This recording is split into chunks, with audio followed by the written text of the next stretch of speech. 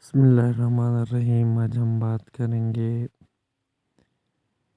यानी effect of temperature enzyme action पे, और उसकी एग्जांपल देनी है ह्यूमन और बैक्टीरिया से।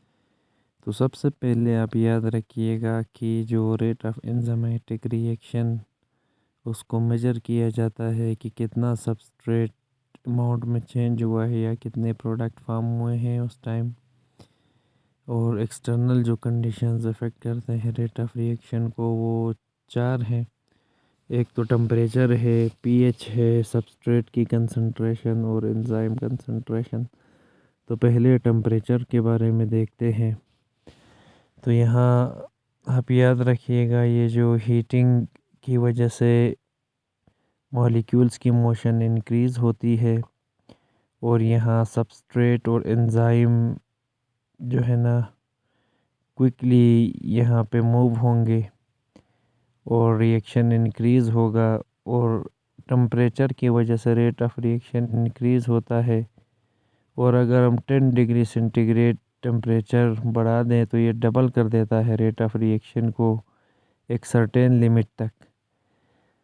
फिर उसके बाद जहाँ पे ये कर्व देखें, यहाँ मैक्सिमम जहाँ पहुँचा है इसको हम कहते हैं ऑप्टिमम टेम्परेचर, यानी ह्यूमन 37 डिग्री सेंटीग्रेड पे यहाँ पे एंजाइम मैक्सिमम कम करते हैं। इस मैक्सिमम एक्टिविटी को ऑप्टिमम टेम्परेचर कहा।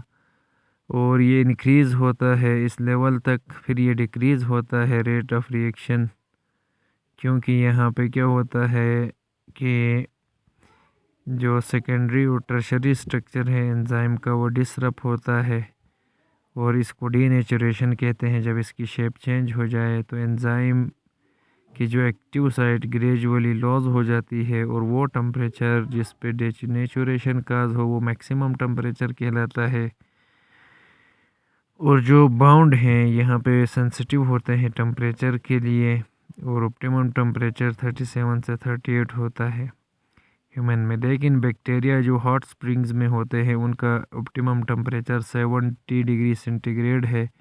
ये थर्मोफिलिक बैक्टीरिया है, और कुछ एंजाइम्स यूज़ किए जाते हैं बायोलॉजिकल वॉशिंग पाउडर में या हाई टेम्परेचर वॉशेस में। अगर टेम्परेचर को रिड्यूस करें below freezing point, enzyme inactivate denature होते हैं और दोबारा ये कैटालाइटिक इन्फ्लुएंस को रीगेन करते हैं, और टेम्परेचर रिस्टोर होता है। वो टेम्परेचर जिसमें एंजाइम इनएक्टिव हो जाए, और उसको हम कहते हैं मिनिमम टेम्परेचर। तो ये हमने ह्यूमन से भी एग्जांपल दी और थर्मोफिलिक बैक्टीरिया से भी कि इन पर टेम्परेचर का क्या इफ़ेक्ट है। तो ये आप लोगों ने याद रखना है।